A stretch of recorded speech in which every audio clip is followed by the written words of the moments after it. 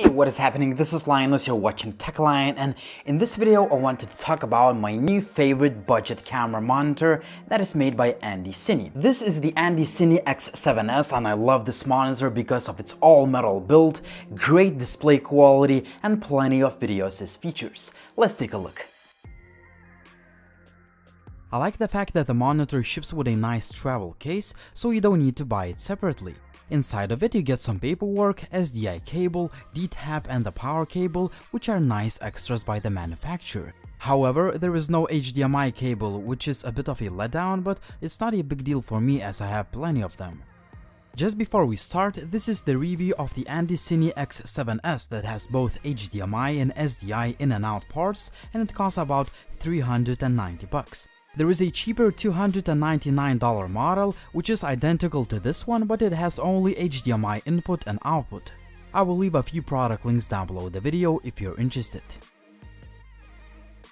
I've used a lot of budget camera monitors over time and most of them were pretty good, but there was one major area that disappointed me: the choice of materials.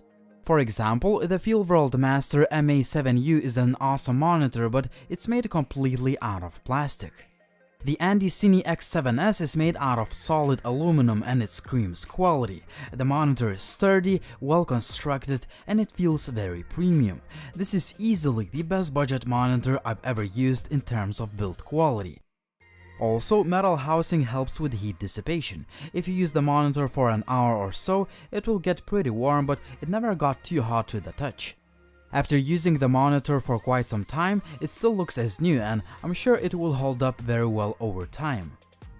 The X7S is one of the best in this price range when it comes to the screen sharpness and color accuracy. In fact, this might be the most color accurate budget monitor I've used to date. You can also match your camera's monitor colors manually, but the color temperature looks quite close to what my Sony a7 III screen shows, so I didn't need to do any calibration. I just started using the monitor out of the box. Another key selling point: whopping 2200 nits of brightness. I have to say that I had zero issues seeing the monitor outdoors even on the sunniest days. In fact, I even reduced the brightness setting to save battery and I could still see it even under direct sunlight. Obviously, there are plenty of display customization options in the settings menu. A super important feature: there is no visible latency, which is common to other budget monitors. On the other hand, latency is usually caused by some cheaper cameras. For example, the monitor has been working absolutely fine with my Sony a7 III and the Panasonic GH5S. On the top we have 3 programmable keys: power, mode, navigation, and menu buttons. For example, other budget monitors I've tested like the Fieldworld Master MA7U have only 2 programmable keys. All the parts are located on the bottom, which is not only convenient, but it also gives the monitor a nice clean look. There are both HDMI and SDI in and out ports, which give you a lot of versatility to use this monitor with a lot of different cameras. There is also a DC in port if you want to use the monitor from the mains power. Further, you can power up your camera using the DC out port, but you will need to buy a cable with a dummy battery separately. I bought one a few years ago and it works fine with my Sony a6300, which, as you know, has terrible battery life. A headphone port provides pretty good sound quality with no interference or latency. On the left you can find USB upgrade port and a 1/4 inch thread for accessories. There is another thread on the right side and on the bottom.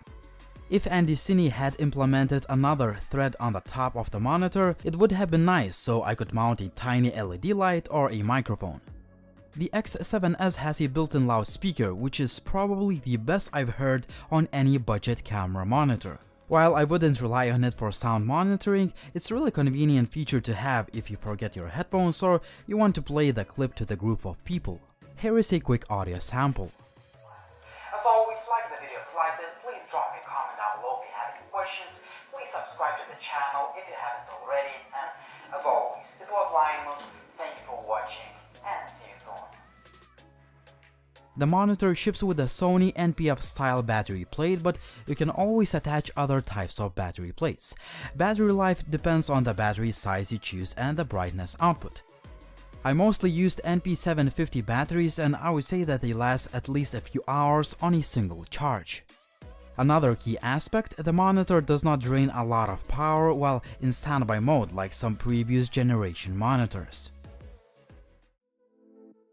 Now let's talk about the menu system or user interface. While it's not as intuitive as you might expect, it's pretty easy to understand and operate as I got used to it in just a couple of days. You can select from quite a few picture modes and adjust other display settings to your liking. As I've mentioned before, I found the standard setting to be quite good out of the box if you don't have a lot of time for calibration. There are also quite a few settings to play with. Further, there are a lot of assist features including center marker, save frames, image freeze, image flip, anamorphic, histogram, false colors, focus peaking, audio meters, and so on and so forth. I'm really impressed with the overall feature set considering the price of the monitor. Finally, you have a customizable function 1, 2, and function 3 keys. I use them for focus peaking, 9 grid, and zoom.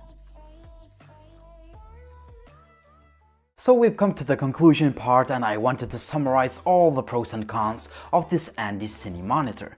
So first of all, there are a lot of pros. This Andycine monitor has excellent build, all metal construction, and I also love great display which is nice and sharp and you can easily see it outdoors thanks to 2200 nits of brightness. Also, I love the display quality because of its good color accuracy, and I didn't even need to calibrate it because it was pretty much color accurate out of the box. In addition to this, there are plenty of video assist features, customization options, and settings to play with. Further, this monitor has surprisingly good loudspeaker, and there is DC out port to power up your camera. Now a few cons. Surprisingly, there is no HDMI cable in the retail packaging, which is not a big deal for me, but it would be nice to have this accessory in the box. Another little con is that I wish this monitor had a 1/4 inch thread on the top of the device so we can mount an LED light or a microphone. Despite a few minor complaints, I still think that the Andycine X7S is one of the best budget camera monitors for the price because of its all-metal build, great display quality, and a lot other great features.